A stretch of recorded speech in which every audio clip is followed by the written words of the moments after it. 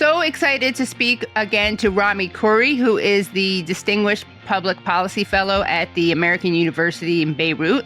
Welcome back to the show, Rami Khouri. Thank you. Good to be with you. Thank you. There's so much to talk about.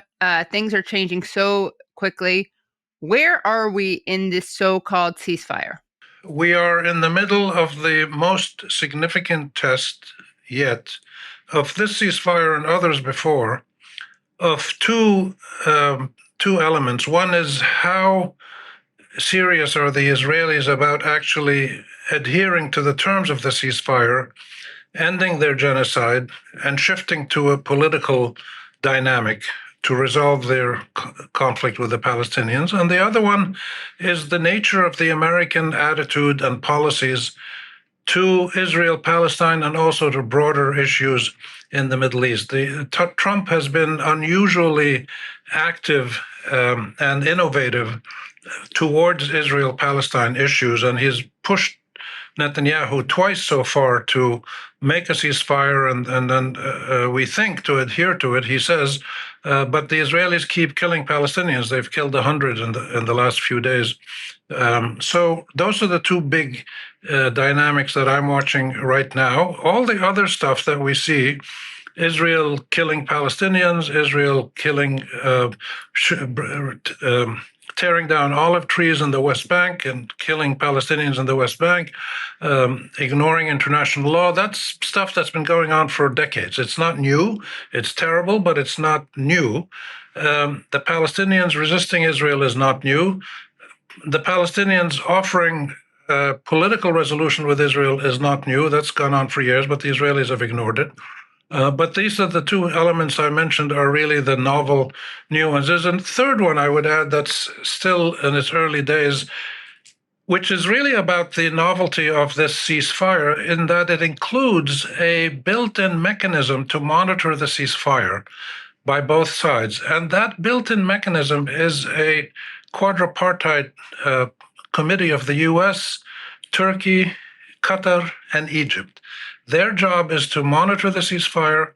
If any side goes against it, to expose them, to tell them to stop ignoring the ceasefire, to intervene quickly to make sure that the ceasefire holds. There has never been in the whole Arab-Israeli conflict, going back not just the last 2 years, not just the last 75 years since the creation of Israel, but going back to the whole century, since 1917 of the Israel-Palestine conflict, you've never had an external element, whether it's one country or several countries as it is here, that is formally designated to monitor a political agreement between them. And this is significant because up to now, throughout the history of this conflict, it was the Israelis and their Western colonial patrons, first the British, now the Americans, who set the rules and applied any of those rules that they want and destroyed all the other existing rules of international law, of human rights protections, of genocide actions, all the other existing rules. The Israelis and the Americans not only ignored them, but they're actively trying to destroy UN institutions and the International Criminal Court and other such institutions that are supposed to apply those laws, which are supposed to apply to everybody in the world. Now there is this committee, and Israel is not part of that committee, and neither are the Palestinians. So this is potentially significant. We have to keep our eye on it. But the big question is the U.S. serious about this? And that's the single most important one, and we'll find out in due course. Now, why would they be serious about this? In other words, what would have changed to make the U.S. serious about this when, as critics such as yourself have pointed out, the U.S. doesn't really care about the Palestinian people, right? They like to solve this conflict or manage it. Right. The only thing that would make the Americans or any other external power care is if not caring and allowing the current trends to continue, if that threatened their political incumbency. In other words, our public opinion changes that are so evident in the United States and in Europe and all around the world. There's huge wellspring of support for Palestinian rights, which means Palestinian statehood next to an existing Israeli state. It doesn't mean, like Zionist propaganda has it, that the Hamas wants to destroy Israel. Hamas and the Palestinians and everybody else has been on the record to accept to coexist with a Jewish majority Israeli state as long as the Palestinians get their rights that are promised to them in international law and UN resolutions. So the idea that the changes in public opinion that are pretty significant and continuing and deepening all around the world, to the point where some Israelis now, a few Israelis have been taken to court in European countries, I think, and maybe in South America, for being parts of war crimes. And it's a bit like Israel is a bit like South Africa was on the apartheid years. They're being ostracized, they're being blackballed, they're being punished, they're being prevented from joining cultural and sporting and other events. And this hurts. In the long run, this really hurts. And the whole world is putting this pressure on them. And the biggest blow to Western politicians that might make them change their policy is that political elections in the West, especially in the US, could possibly send the signal that the electorate is not willing to allow their country, the United States, be complicit in what the entire world virtually calls a genocide. And this is something that is across the board, including among Jews, among youth, among church groups, among labor unions. And this is really significant, that we're starting to see the beginning of a national coalition of groups. They're not all working together yet, but they all have the same sentiment, which is they don't want to be docile while their government is supporting and enabling and actively protecting the Israeli Zionist genocide, and they're doing something about it. And the Mamdani situation in New York is one of the biggest signals of this, even though Mamdani did not use Palestine as a major issue. But when it came up, he took a very strong position supporting Palestinian rights, criticizing American policy, criticizing Israeli policy.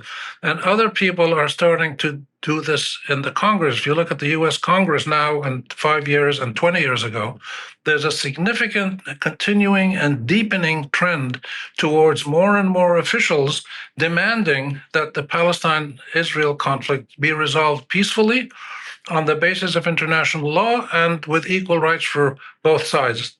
That's a tough ask, but it can be done in the way that South Africa was resolved and Northern Ireland was resolved and other tough conflicts were resolved, because both people got their minimum rights, but they got the most important rights that they wanted on both sides of the conflict. That hasn't happened yet in Palestine. In Palestine, we've seen up to now, we've seen the Western powers, England, Germany, the US, a couple of others, essentially cheering on and enabling the Israeli genocide. They've been active participants, enthusiastic participants, unapologetic participants in the genocide. They're not just bystanders. They're making it happen with their weapons, with their political cover, with their diplomatic cover, funding, and by essentially not coming out and saying that the Israeli people and the Palestinian people should have equal rights, both by the divine promise of whatever divine power you happen to follow, and by the temporal promise of existing international law and treaties and conventions. This is really the area, the where we're at now. And if there's enough criticism of the political elites in Western countries, and this threatens their incumbency in elections, there'll be elections next week and local contests. That might give us a hint in some places. That might cause them to change. Also, the second point, I'll be quick on this. Trump wants to dominate the world in a new American colonial enterprise that is largely based on technology and economics, not necessarily military power. He'll use military power, but Afghanistan, Vietnam, Iraq, other places showed that military power will not win in the end.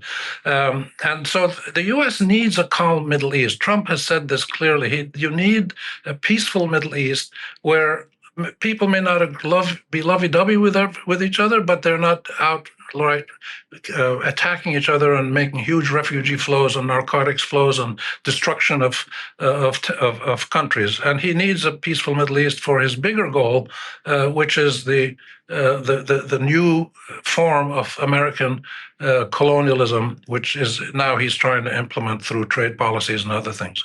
Trump is obviously, a rank opportunist. That really is his ideology, is his opportunism. Biden was a dyed-in-the-wool Zionist. Are there ways that Trump's opportunism actually helps the people of Palestine? I want to be clear. It's not like he's doing this out of the kindness of his own heart. But is there an accidental lining up of some interests when it comes to Trump in a way that we didn't see with Biden? Yes, there are some places where Trump's policies are positive for Palestinians. Stopping the genocide is one, the ceasefires. Clearly, that's something the Palestinians really want. But they don't want it at any cost. And this is something that the Israelis and the world should understand. The Palestinians have been resisting Zionist and Israeli and Western imperial and colonial savagery for over 100 years. Over 100 years. The conflict started really in 1917 with the Balfour Declaration. So we're now a century and 8 years, and they're still resisting. It's quite extraordinary. Not only are the Palestinians still resisting, they don't care. You have nuclear weapons, you have whatever you have. Like the Vietnamese, like the Afghans, they'll keep resisting, and they're willing to die in large numbers because they believe in the great American principle of give me liberty or give me death. And they want liberty. They want liberty, they want equality, they want the rule of law, they want justice for all. And they've accepted to live with Israel many times, including Hamas, but the US and Israel refuse to do this. But Trump suddenly comes in and does this dramatic stuff. I mean, he's essentially an entertainer at heart and a free market profiteer at heart. Those combination of those two dynamics that shape him and have shaped modern America, when you include warfare, those three dynamics shape the modern United States. He wants to have a peaceful Middle East and a peaceful Asia so that he and his friends and his family and American business colleagues, they can all make more money and Americans profit, hopefully, and everybody has a better life. But he can't do that if there is constant warfare. So he suddenly sees himself as a peacemaker and tries to end these conflicts. He hasn't indicated yet, though, that the peacemaking he envisages between the Palestinians and the Israelis, he has not indicated that it is based on the principle of equal, simultaneous, and mutual rights for the Israelis and the Palestinians. He's so far been talking about priority for Israel and Zionist aims, and the Palestinians are a secondary group that get some of the crumbs, but they're not treated as equal partners yet. And he still, the one time he used the phrase Palestinian state in his 20-point suggestion list, he used it in the most sort of, backhanded, hidden, camouflaged way. He couldn't come straight out and say the Palestinians must have a state and Israel's state must be secure, and that's how you get peace. He said that the Palestinians have an aspiration for statehood and that we might find some steps going in that direction. I mean, this is a proof of the inability of a colonial Western power, the US in this case, the British before, their inability to see the Palestinians in the way they see that the Israelis or the Jewish people or Zionists or whatever group you want to talk about. They don't see them as equals, and this is what colonialism is all about. Trump and the American political elite, for the most part, not everybody, but for the most part, see the Palestinians as invisible people, like Ralph Ellison's invisible black people in Harlem, and they're not full human beings. They don't have the rights. So now he may move to that position if his current attempt at dramatic gestures and surprises and threats, if those don't work, and he understands finally that the Palestinians are not going to roll over and play dead after 107 years of resistance suddenly because he ordered them to, he might possibly adopt a more decisive and even-handed position that the whole world would rally to. Yeah, not the elites necessarily, right? But definitely the people. And then once they did it, the elites, do you think they would follow suit, the other governments? Well, I think many governments have already taken the step, which is symbolic but still significant to some extent, of recognizing a Palestinian state. Of course, there is no Palestinian state. They recognize a Palestinian state, but they still give Israel the tools it needs to tear down olive trees in the West Bank, which are one of the core of the economies in life, and to take over houses in occupied East Jerusalem. So, recognizing a state while you allow Israel to destroy the basis that allows that state to ever happen is not a serious gesture by serious people. It's a hoax. It's a fake TV show. I don't know what it is, but it's not sincere, and it's not going to be effective because this is these are human nature issues. This has nothing to do with Israelis or Palestinians or blacks or whites or Jews or Christians or Muslims. This is human nature. A subjugated people will resist anywhere, anytime, and Trump hasn't learned that lesson yet. But he certainly has the capacity to be dramatic, to be innovative.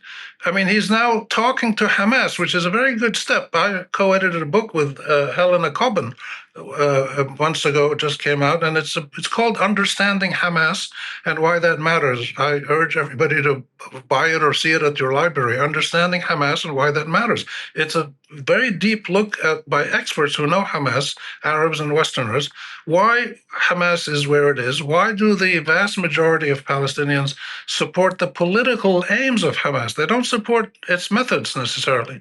But Hamas is strong because it is the only political movement that has consistently, since its birth in the late 1980s, has consistently supported the goal of Palestinian liberation, statehood, sovereignty, and self-determination in territories that would allow Israel to exist in its state structures from 1967 with adjusted borders that both sides agree on. That's why Hamas is powerful.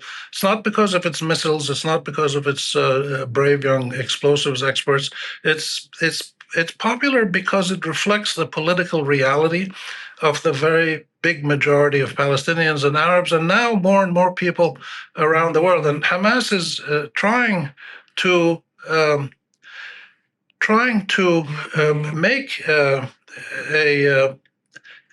political gesture to the Israelis and others to make them understand that it is open to a political dialogue for a peaceful resolution. But the Israelis and the Americans have never responded.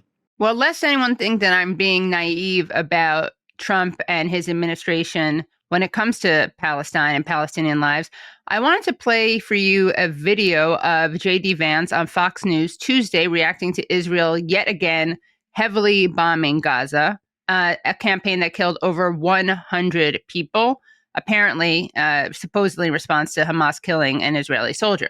The president achieved a historic peace in the Middle East. The ceasefire is holding. That doesn't mean that there aren't going to be little skirmishes here and there. We know that Hamas or somebody else within Gaza attacked an IDF soldier. We expect the Israelis are going to respond, but I think the president's peace is going to hold despite it. What's your response to this video and Israel and the U.S.'s continued disregard for Palestinian life? So Vice President Vance's comments are pretty typical of the American official position that permeates virtually all the American administrations of the last 40, 50 years. They don't see the Palestinians as full humans. They don't see the Palestinians as a nation that has its rights for self-determination and sovereignty. They don't recognize the Israeli occupation from 1967 on as an occupation. They see it as legitimate self-defense. They don't see the Israeli occupation of lands in Palestine and in Syria and perhaps other places to come as a problem. They see these all within the context of Israel having the right to defend itself, and they make up excuses. And, you know, what Vance calls little skirmishes here and there is 100 people killed in one day, 150 in another, schools blown up, water systems blown up. I mean, the Israelis, you know, they talk about God promised them this land They think they're God. They think they can shape the land. They can decide who lives there. They can destroy the bad people who they see as Palestinians, and they can destroy the basis of life in Palestine. Not only the schools and the water systems and the electric power plants, they can destroy the functional utility of the earth to make it impossible to farm for any Palestinians in the future, which is what they have been doing.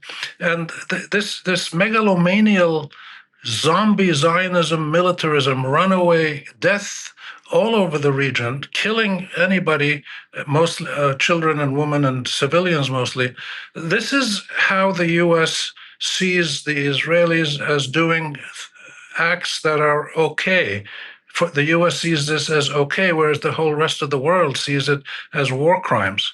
And Vance cannot be taken seriously on this question. He may be good on other things, but this idea of so he's reflecting the new colonial reinvention of a colonial spirit in the United States. The United States doesn't want to colonize Palestine like the British did, or they colonized India or other places, but they colonized the people of Palestine by rendering them unequal, invisible, and without rights, and therefore you can do anything you want. Whether you can throw them out, you can turn their country into a Riviera for European and American and other investors. So we have to be really clear about the actions of the U.S. rather than just its words. Its words should not be taken seriously at all, but its actions are very telling, and the actions are troubling. I wanted to ask you about a recent poll that comes from October from the Palestine Center for Policy and Survey Research based in Ramallah.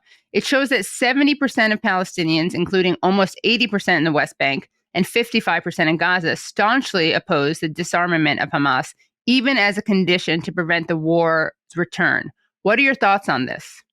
I think this is natural, a natural response to the reality that these people have experienced in the last 100 years under the British and now under the American authorities, that if the Zionists and the Israelis have military dominance, they will use it to drive the Palestinians out, to subjugate them, to force them to surrender, to kill them, to mass injure their children.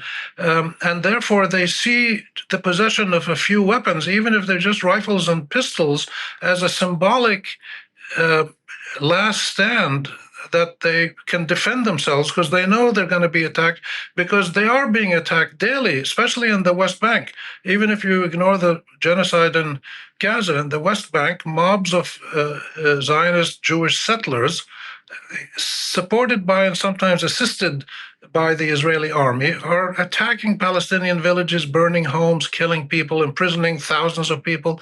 So the idea that you have to make Hamas surrender first for any peace to happen, while Israel maintains all of its weapons and uses its weaponry to continue to kill and dominate and subjugate and expel and torture and imprison and exile Palestinians, this is cruelty and contradiction to existing laws taken to an extreme extent. And this is what colonialism is.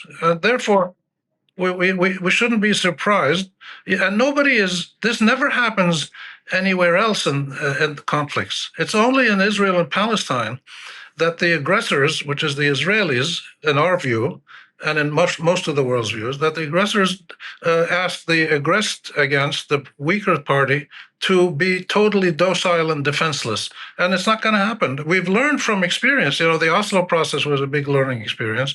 Other agreements that Palestinians reached with the Israelis have taught them that they can't rely on the word of Israel, and they can't rely on the word of U.S. or British or other Western powers who support Israel. That's why what's significant now is this ceasefire monitoring committee is 3 countries, Egypt, Qatar, and Turkey, and the U.S. So people no longer trust the U.S. by itself to do good things. They don't think it's sincere.